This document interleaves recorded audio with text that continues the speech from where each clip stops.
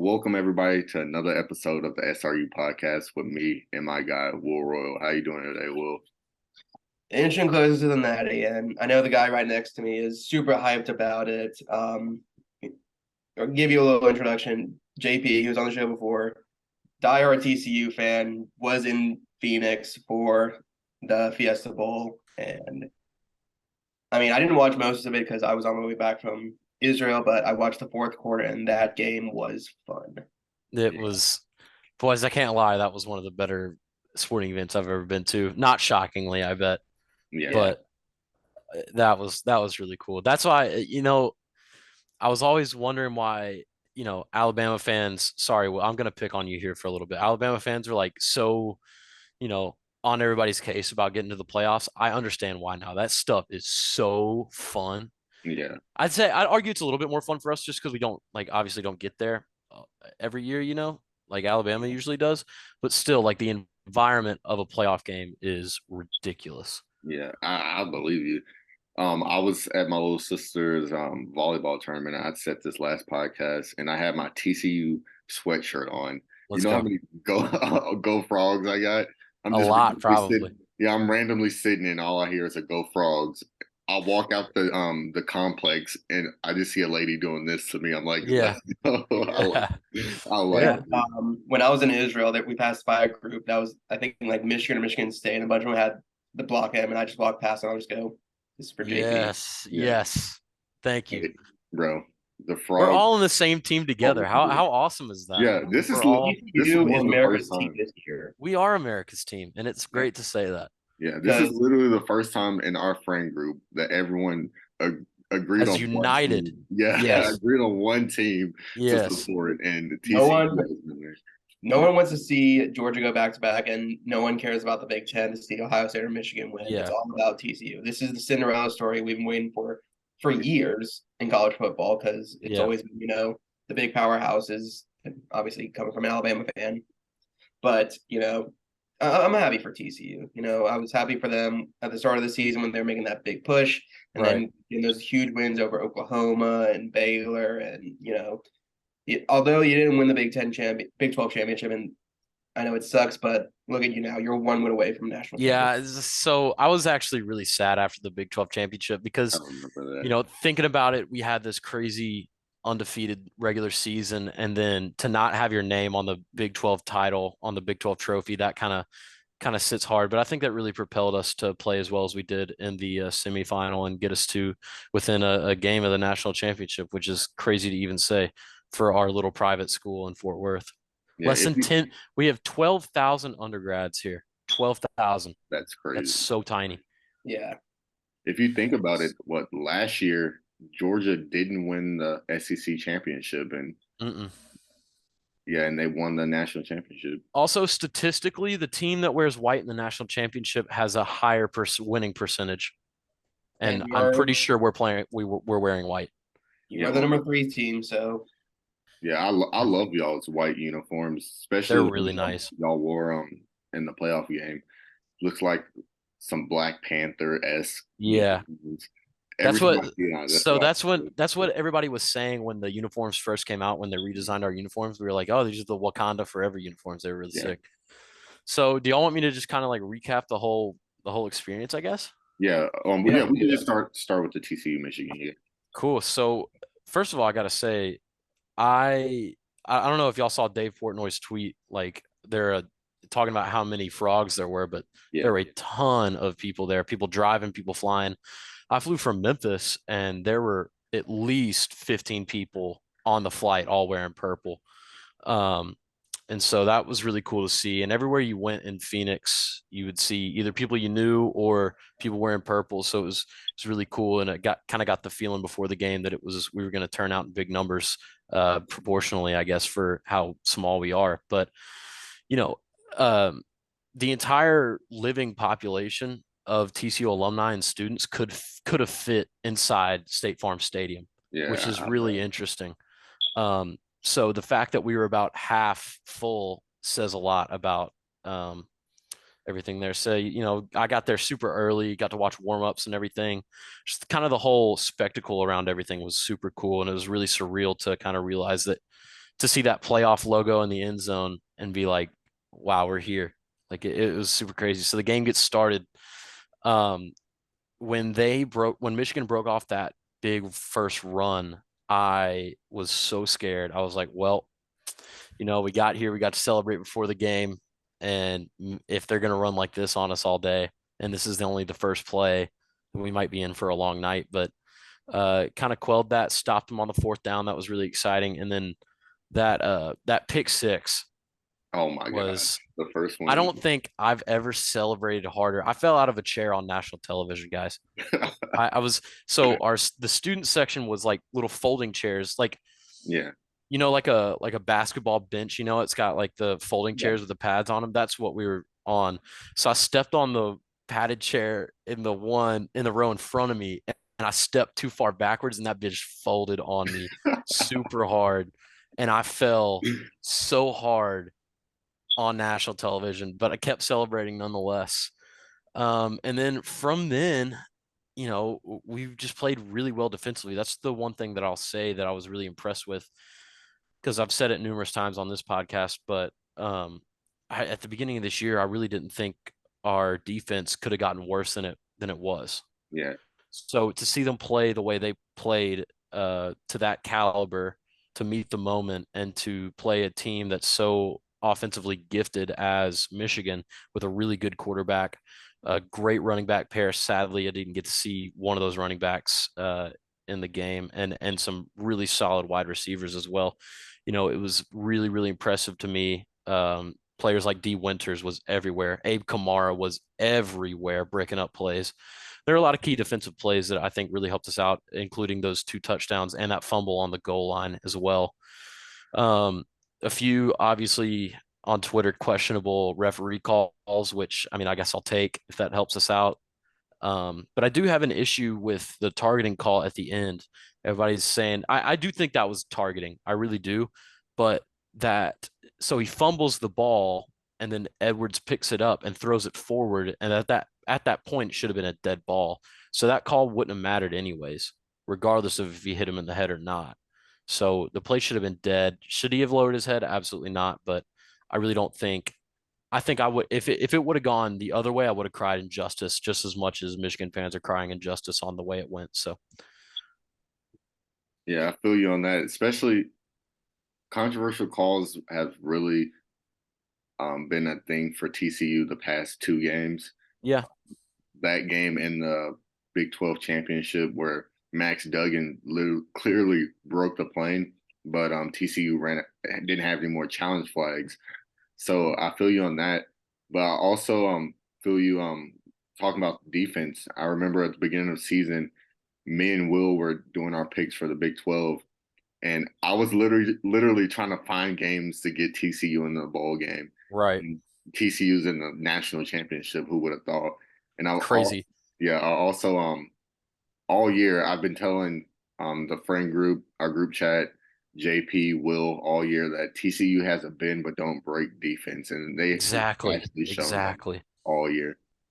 So yeah, I'm proud to be semi TCU fan because of the area I live in. I usually pick a team for whatever area I live in and Right. support them. And TCU has been the team since I've moved down here. And I'm glad I was able to go to a game this year.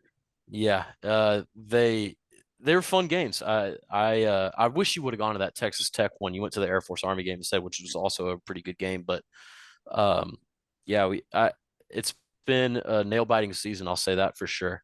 With a lot of close games. I'll never forget that, being in the stands for the Baylor game when that kick goes through. Yeah. That's gonna be something that sits with me forever. But you're exactly right. We have a bend but don't break defense. But I also think that a lot of Michigan's miscues were on play calling. Yeah. That first drive when they go for that fourth down and run a Philly special. I was listening to the Cover 3 podcast the other day, and they're like, well, it's been what, like 5 years since the Philly special kind of caught the public's eye, and now it's so easy to stop. Like if you see that double handoff, you just stay on the quarterback. It's not that hard. Yeah. You just don't, like, if you don't commit, you're stopping that play 9 times out of 10. A few other play calls, just a few just bad throws, I guess, by JJ McCarthy, especially on that first pick six with that out route. If you're going to miss anywhere, miss outside, but I mean, just threw in the wrong place.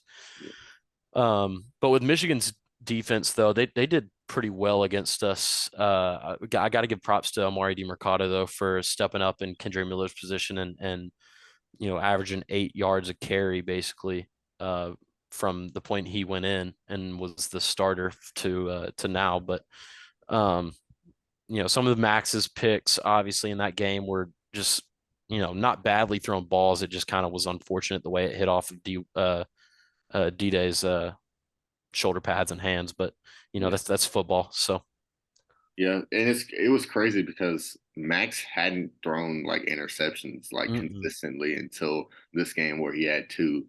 Right. But because he's been great all season. Literally, he's I agree. carried most of the offensive load for TCU, especially when the games got down to Yeah, the he's just dependable. I mean, when you think you have him, he goes off for a big first down run when you don't think he probably has it, but he makes the play happen. And really good play calling by our offensive coordinator, by Garrett Riley, who I think is probably going to get himself a big job pretty soon, which is actually pretty sad for us because I really like him and I'd really love if we kept him. But um, a lot of good plays, decoy plays where we make safeties commit or, make corners kind of pass off responsibility and it kind of gets lost in communication. We always find the open man, usually Quentin Johnston, who's going to be a millionaire in a very short amount of time. Yeah. So yeah, it's just crazy. It's the craziest thing. I can't believe we're sitting here talking about TCU and a Natty. It's just like I can't wrap my mind around it.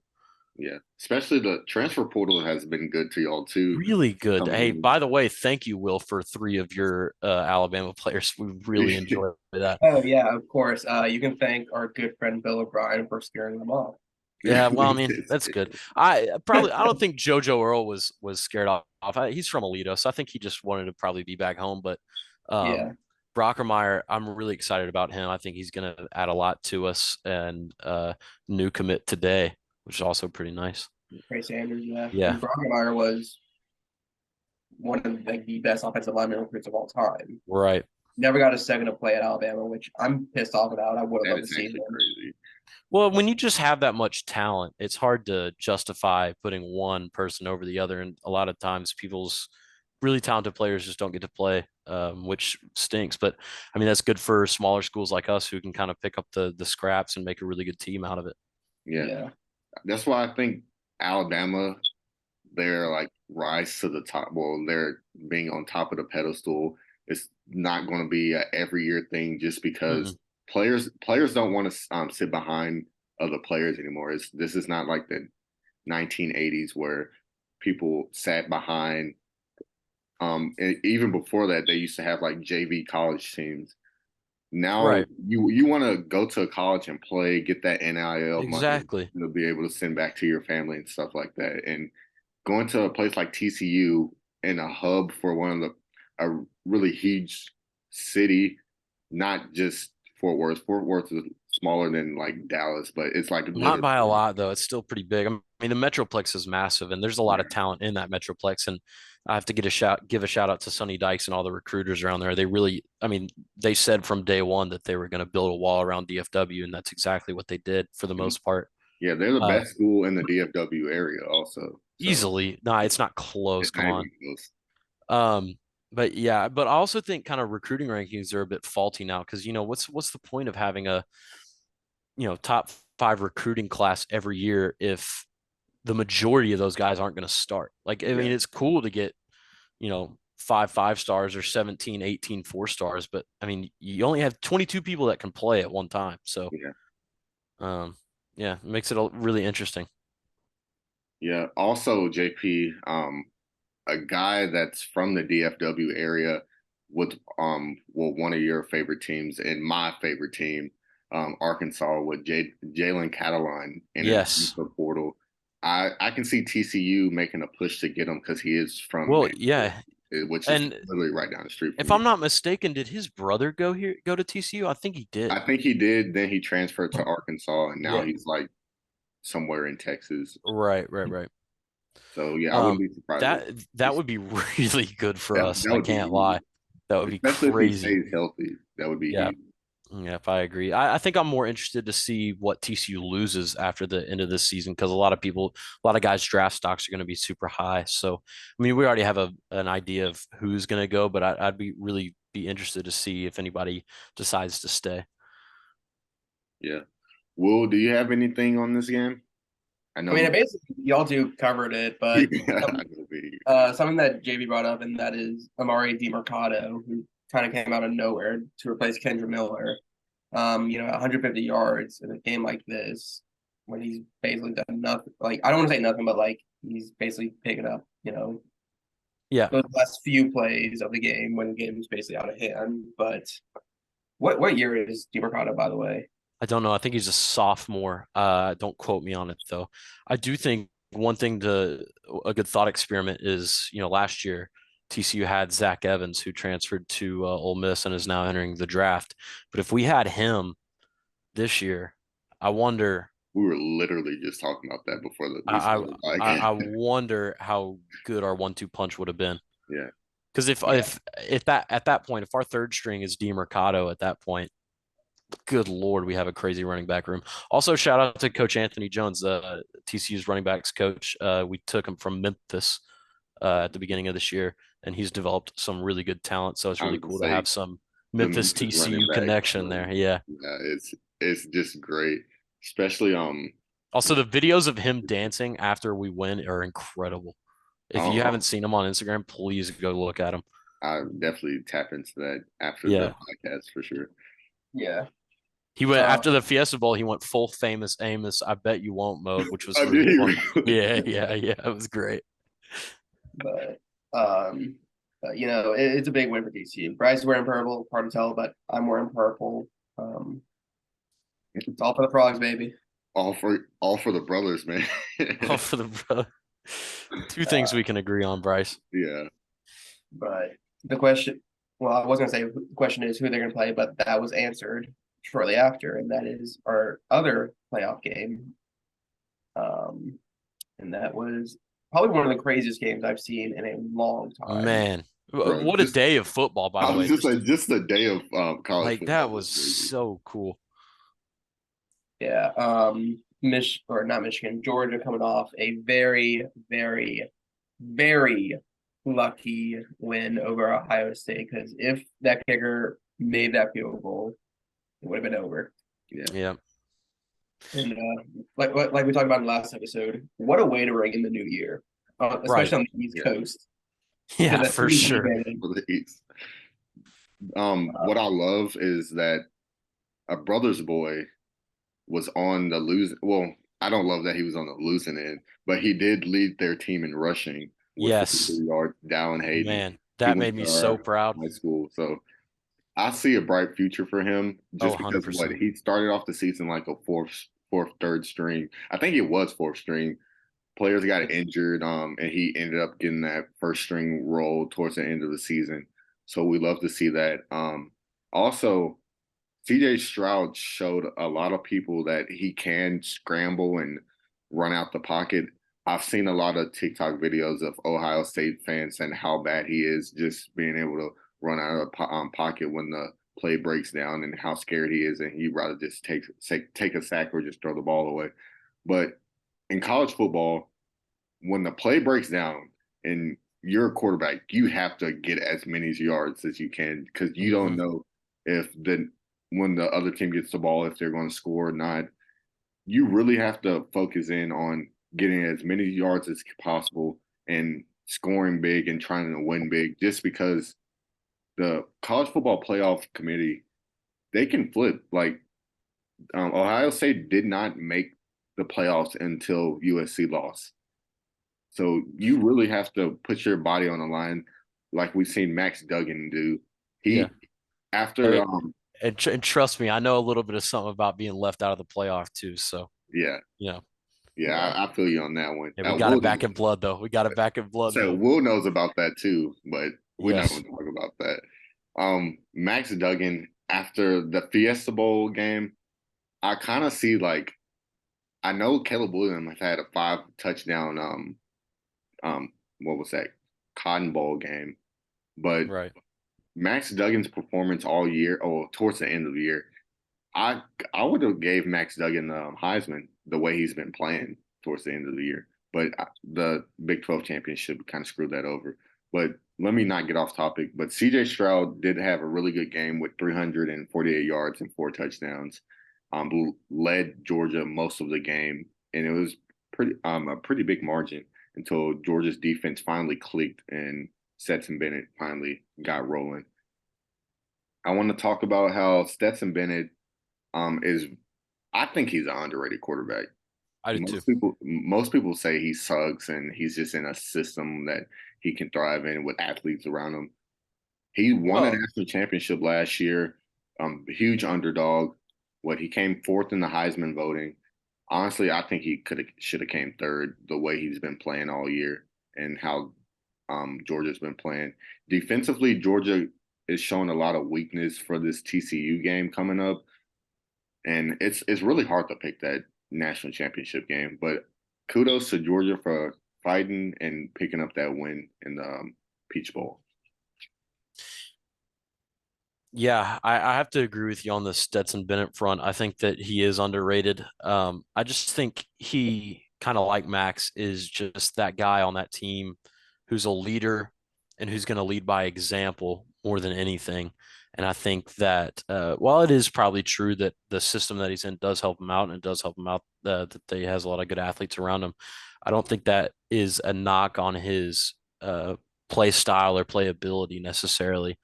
Um, the dude just makes good passes, has good vision. He's always aware of what's going on in that pocket. So that's what I kind of skip into the preview, I guess, a little bit. But that's something that really obviously worries me is having somebody that experienced and on the other side of the field from us. So Will? yeah, I mean, Stetson Bennett, I've said this before, but it is kind of a little bit of a imbalance because he is 25 years old playing against college kids. But that goes without saying. While he is a good quarterback, I think it's that he's going to go down the path of I don't think he's going to really translate that well in the NFL.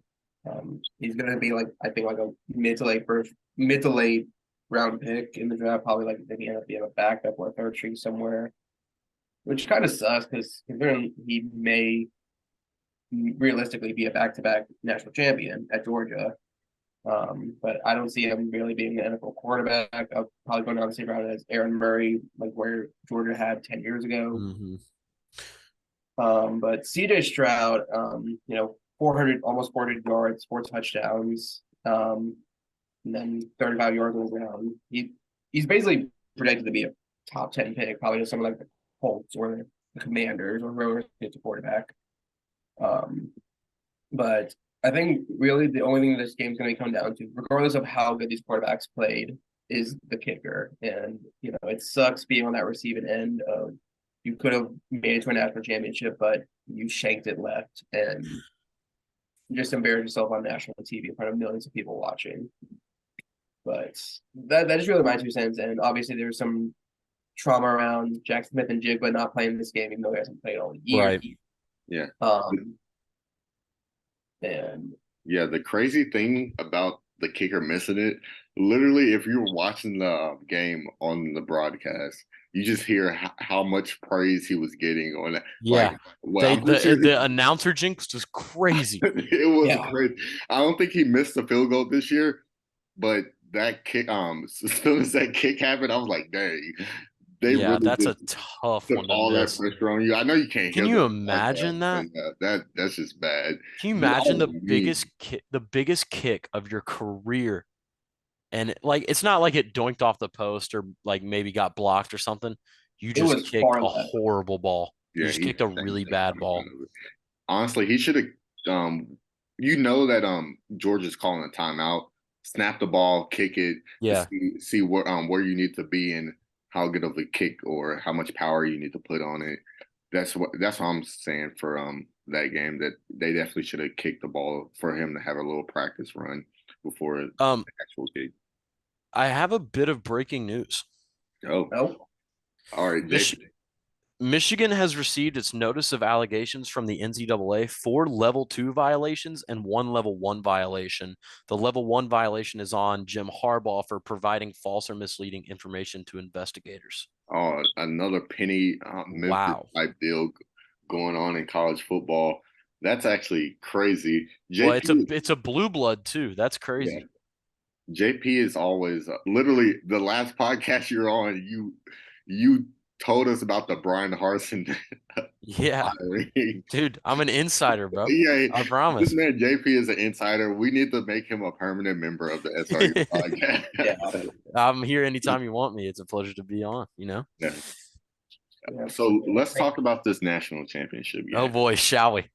Uh, Shall we? so as most our viewers know, me and Will have had a pick'ems for all of the year, and I am up one game, and loser has to buy. Oh wow. Yeah, loser has to buy the other team's merch and sing their fight song, and it's getting Wow. posted on the channel. Bryce, you gotta pull this out. Come on. I need to hear So this is a Royal hard singing. this is a hard pick'em for me, just because my heart's in one place, but like what realistically should happen, and but at the same time, Georgia has shown a lot of like flaws in that last game that they played. Wait, Bryce. You said Will's ahead by one? No, No, he's I'm ahead. before Okay. bowl season, I was ahead by one, and then the 2 games we had difference on, I I lost. won both of Oh no. Texas lost me, Clemson lost me. Yeah. Oh no. I honestly should be up two, but at the last second, I changed my pick. That's crazy. All So Bryce, who do you got? right. So You don't be afraid. You're not going to disappoint me with your no, no, pick, no, by the no. way. I'm just saying. So so for my pick, this team I have bet against them twice this year, and the 2 times that I've bet against them, they have proven me wrong. So I'm gonna have to go with the TCU Horned Frogs. No. Okay, Go let's Frogs, go. go Frogs. Go I have to do it. Frogs. I can't just hop off my team like that. Then That's fair. that's That's like fair. That's fair. being a bandwagon, and I've been a TCU fan, semi fan for the past 2 years. So I'm gonna have to That's go fair. with him. My luck and my hopes and dreams is that Max Duggan pulls it out, brings Gosh. TCU a national championship, so I can come to Fort Worth and celebrate with JP. Oh yeah. Oh yeah. Oh yeah. And he is literally the second coming of the Red Rocket. They both are They ginger. are. And Yes. he is going to do something that Andy Dalton wasn't able to do. So, Will, I kind of know your pick, but I'm going to let you go. You know, I said in the last episode, or if I didn't say in the last episode, I said it off camera that I was going to go double or nothing. Regardless of what I was feeling, I was going to take the opposite of Bryce. Go in double or nothing. Either we go out, win, like we come in a draw, or it's going to come down to essentially those 2 games, and I would be down 2 games. Ohio, or no, I say Georgia is a 73% favorite in this game, 12.5 points. You know, and when we made this bet, I was loathing the idea of using my hard-earned money to buy Arkansas merch and embarrass myself on camera by singing the fight song. Not the Shirley Q one that we've all know and love, but the That's a good one though. but the legit fight song they sing at Razorback Stadium. However, there is one thing I loathe more than doing that, and that is seeing Georgia fans happy. It pains me to say this because I'm gonna have to start going on Amazon and looking for Arkansas merch, but JP, Let's go. Knuckle up, baby. go. Let's go. I'm picking TCU. I love it, boys. I love it. I'm willing to take this loss this year just so A, I can see my friend happy, and B, Georgia fans can finally shut the hell up. Wow. Your friend happy. One friend, you're seeing 2 friends happy. You know, bro, I might make a little remix on this. I will literally edit the crap out of that video. to Man, make I it can't wait to the see it on funniest TikTok. videos ever.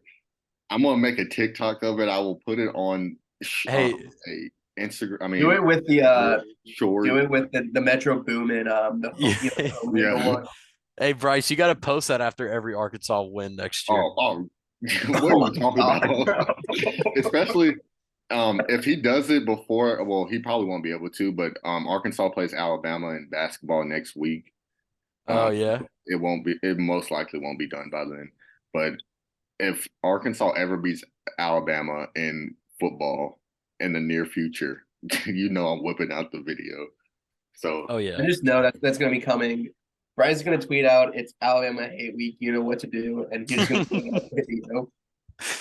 yeah, Oh, good Lord. just will you might have made the worst decision of your life just because our group chat. Oh my God, they're going Yeah, to it's gonna go crazy. It's gonna go our crazy. group chat is going to go crazy. We might have to do a reveal party. Maybe. At Uh, this point, I don't care. so I've heard so much from Georgia fans over the last year after they beat us in the Natty. I just can't. I can't deal with it anymore. yeah. I have a few thoughts on the game if y'all'd be willing to hear. Yeah, yeah, So I we as a collective in the hotel room in Phoenix decided that we probably wanted to play Georgia over Ohio State. I think Ohio State's skill positions kind of was a defensive mismatch for us because their skill positions are so good. And the while our secondary deserves a lot of credit for what they've done this year, I think that kind of a challenge would be really really tough for them. Georgia obviously having really good defensive and offensive lines as well as really good linebacker play. I think that we can find ways around that. I'm going to be interested to see kind of what their scheme is. Um, also, Michigan had a really potent offense throughout the season, and Georgia has a really capable offense as well. And I think that we kind of proved to ourselves that we could kind of hang around with the big boys there last game. And so I think we might give them a bit more trouble on defense with the 3-3-5 than they probably think. Um, I do think obviously they're way more talented than us, but we haven't let that um, we haven't let that bother us all year. The fact that we're not as talented as some of these teams. Um, I'm weirdly confident about this game. Weirdly, I don't think I should be. I think I should be scared out of my mind, but with a spread like 12 and a half, I think that's just kind of fuel to the fire for our boys. Like Vegas doubts you. So go out there and put it covering as a team. So I think at this moment in time, this is subject to change over the next few days, but I really think that there's a good chance we cover at least. I'm not sure we'll win. I'd love if we did, obviously, but if we put up a good fight, I'm going to be really proud of our guys. I don't really think I'll be that dismayed if we end up losing, unless we lose in some kind of crazy fashion. That probably will hurt a little bit, but um, I think just matchup wise, I think we match up with Georgia a lot better than we match up with Ohio State.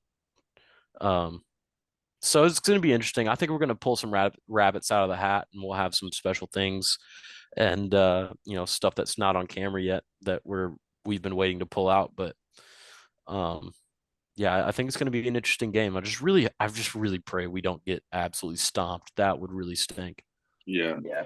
So how I feel about this game, I would love to see how TCU's defensive coordinator figure out a way to try to neutralize Brock Bauer because I feel like he's going to be a big part of Georgia's offense when it comes Yes. to this game. Uh, one thing that I did notice that I really hadn't really paid attention to all year, Georgia usually has like one or two running backs that are just like disgusting on how good they are. And this Georgia team does not have that guy. So I wouldn't sleep on their run game just because it's Georgia and they usually always have a good run game. But I really would love to see the matchup between TCU's defense versus Georgia's offense. I feel like if Max Duggan plays like he's been playing towards the end of the season and playing as hard as he's playing as a Heisman runner up, I feel like TCU could win this game in either a very close fashion or at least by a touchdown and field goal. But I can't wait for this game, honestly. And if TCU does win, their ring ceremony their ring ceremony will probably be the first game of the season, and you know who will be in town. Yeah, both of us, that's for sure. Yeah, we will be in town for And that game. Coach Prime, yeah, that's a great point. The first game of the That's season. So isn't that crazy though? That's a crazy test, and I also kind of a trap game for us yeah, is like reigning either runner up or national champion going against Coach Prime in his first game away. That's a crazy matchup for Coach Prime, but also for us. That's he's got a lot of talent on that roster, and he's a really, really solid coach. yeah, And and a with great quarterback. great quarterback, and with he's only getting more resources by going to a D1 school. So it's going to be interesting to see. Going to be really interesting to see. As far as going back to Georgia, I guess I think against Michigan we came out really hot, and I think that we have to do something very similar to that in order to uh, win this game. The pick six, while they do happen in football, is pretty rare. So yeah. it was a good way to jumpstart us in the Michigan game, but I really don't think Stetson Bennett is going to make mistakes like that. So truly what I think is going to happen is true of most all sporting events. Whoever makes the least mistakes is going to win probably. Yeah. And I'm hoping it's us. And let's not forget that TCU has the best cornerback in the nation. Oh boy. Don't even get me started on that. Trey, while undersized, he's so good at his position. Yeah. Hey, it's in the genes, man. It has to be. Well, how do you feel about this game? Yeah, it's gonna come down to I think one or two plays, and it's whoever screws up first is gonna, regret it. It's two very talented quarterbacks. They were both Heisman finalists. Both were really good receiving cores, really good defense on both ends. I think it's gonna really come down to the running game. And from what we saw with TCU in their game versus Georgia, doesn't really have much of a running game this year as opposed to years past, like of Zach Moss and all that. So I think it's going to come down to that running game and who is going to crumble first on the run defense. And it's going to be close, like I'm going to say it's going to be less than 5 points is going to be the winner determined. Yeah, especially how fast TCU scored. Well, shown how fast they can score from the last game. If they find a way to bring that back, TCU actually could blow them out. Oh, don't say that now. Knock on wood. Hey, I'm not. Well, hey, yeah, hey. I'm gonna knock on wood, but I'm just saying, like how fast they were scoring every time Michigan tried to get back in the game was ridiculous. I think a big part of that was because we had to. We didn't really have a choice. We had to go out there and make plays that were going to allow us to score quick. Because if we didn't, we were going to get eaten up by Michigan. And I think that's been the story of our offense the entire year is explosiveness instead of efficiency. And so it's kind of really going to be up to Georgia whether they can stop that explosiveness and make us rely on efficiency, which, to be honest, we're not great at. We're really good at having big plays. We can drive down the field. It's not impossible for us, but we're way better when we just come up with something and find somebody wide open. Yeah.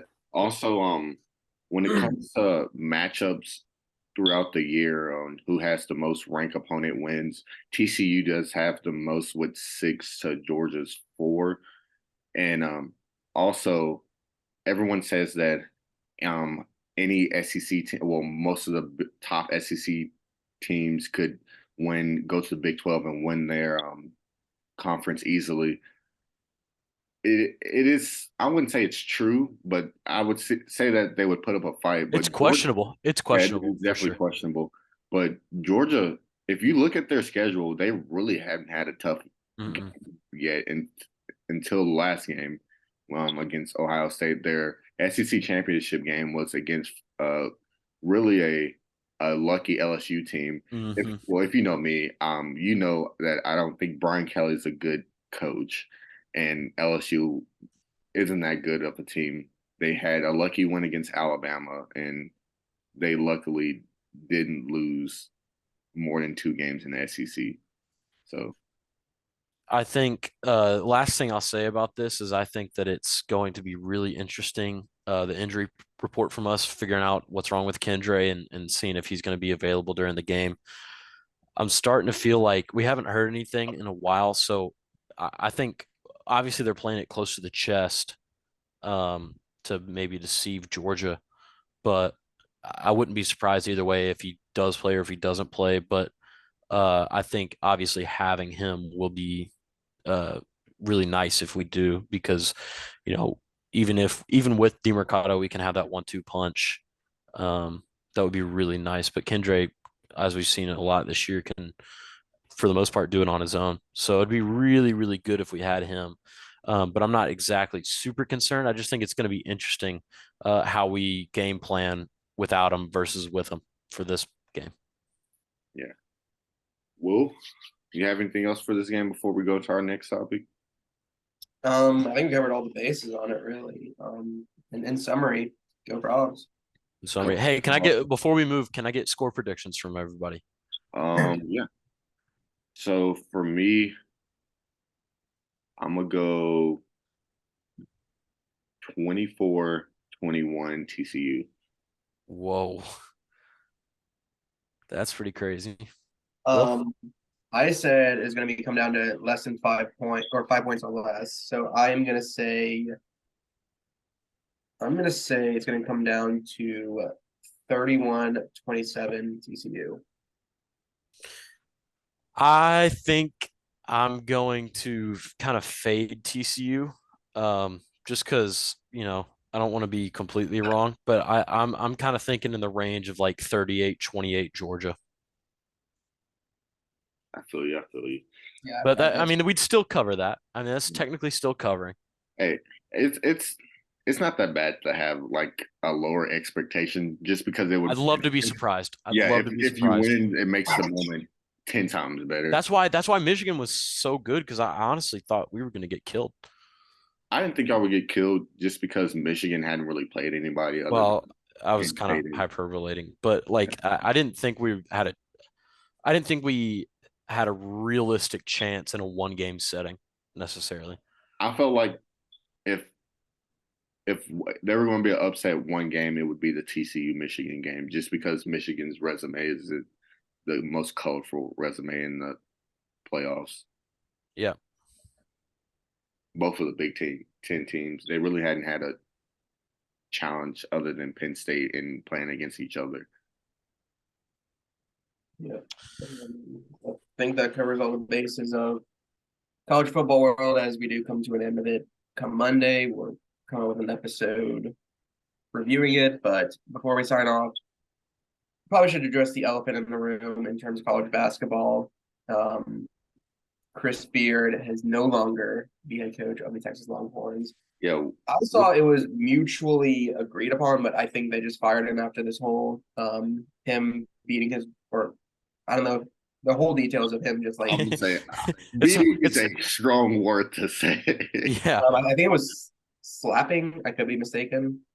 I don't know what it was. I know it wasn't good, that's for sure. But Yeah. in a lot of these situations, mutually, it's hard to come to a mutual decision when one side makes the decision. So Yeah. I think looking forward, they should look at kind of a coach in that area. I really, really think that they should and probably will make a big jump at Kelvin Sampson. Yeah, I can definitely see that. I think that's kind of their intermediate, probably best option intermediately. I think they hired Chris Beard mostly because they wanted someone who's going to be there for a while. Yeah. And I think that Chris Beard was young enough to make that work, make it worth their while to hire him, because he has a lot of years in front of him, had a lot of years in front of him.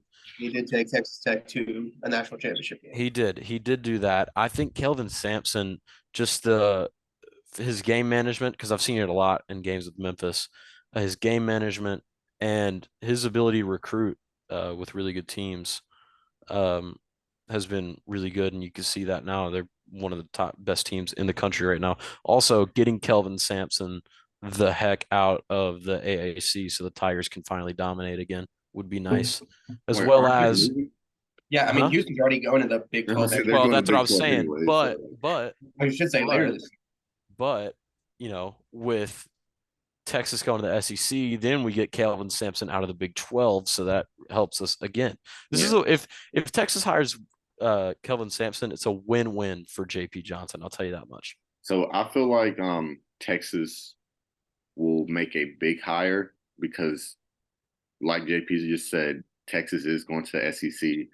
SEC basketball, they have grown to probably the best basketball conference between them and the ACC for the Mm-hmm. past few years. So I think they will probably try to find somebody who been been there type there been there done that type deal. Um who I don't know, honestly. I don't know. I wouldn't be surprised if they try to get Kyle Lowry. They leave Kentucky. No way, dude. Hey, No, No way.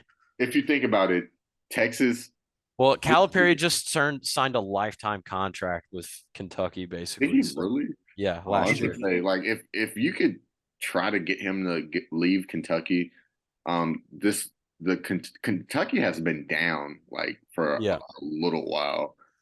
If he wants to go in that Texas big school, big NIL money, I know Kentucky has tradition. Um, I think it's more likely technically that they get. Sorry, boys, either Musselman or Nate Oates. Honestly, I I think that's more likely honestly, than Calipari at least. I don't see Musselman leaving. I don't either, but I think Nate. Sorry, Will. I don't know much about Nate Oates, but I feel like that's somebody that they'd really try hard for. Yeah, I see a Nate Oates leaving before Musselman leaves Arkansas. I think my short list for the new Texas coach would probably be Kelvin Sampson. Funny enough, Rick Pitino, Oh and yeah, I then definitely see that too. uh, and then Nate Oates probably. So I feel like a Rick Pitino hire would be very that would be controversial, crazy. just because like look what happened to your last coach. He Yeah, literally got fired for something that's a big no-no legally, and Rick Pitino is yeah. literally You're the replacing him with a big no-no too. So yeah. So I yeah. I don't know. I have seen Eric Musselman in talks. Well, not in talks, but like in that conversation. But he was in the conversation for a huge hire last year. I forgot exactly who it was, but I can see a Bruce Pearl leaving. that could be interesting. Yeah, I can see a Bruce Pearl leaving Auburn and going to Texas, just because Auburn is just not one of those schools that it's easy to recruit to, just because you have Alabama in that state, and Alabama's just not a huge in-state recruiting source when it comes Yeah. to basketball.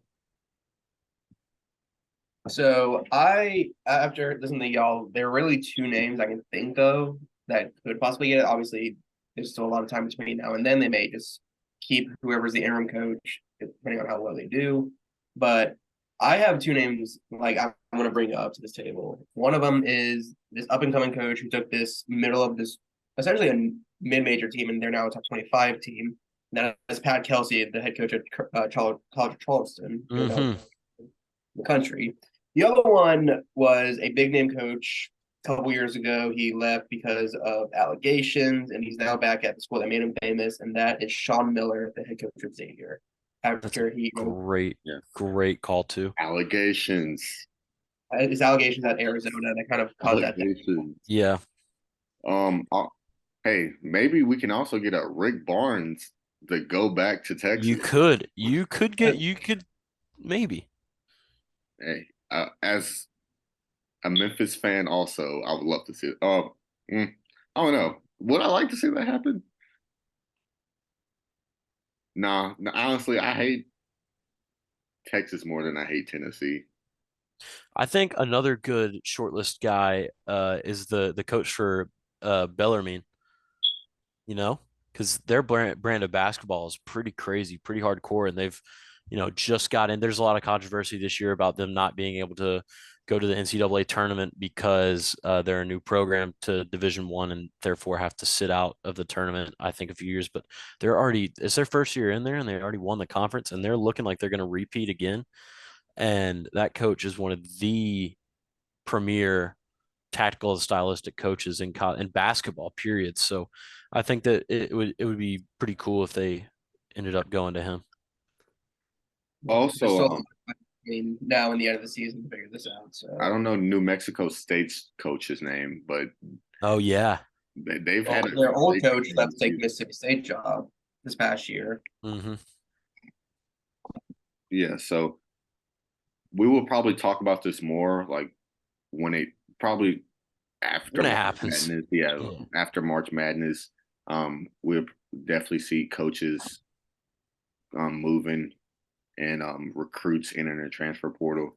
Can't wait till next week when we have our like college football awards between me and Will on Tuesday, and we get to talk about this national championship game.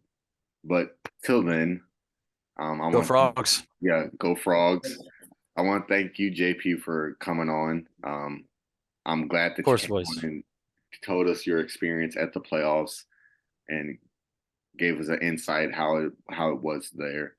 And I want everyone to like, comment, and subscribe, and turn that post notification on. And we'll see you next week. Deuces.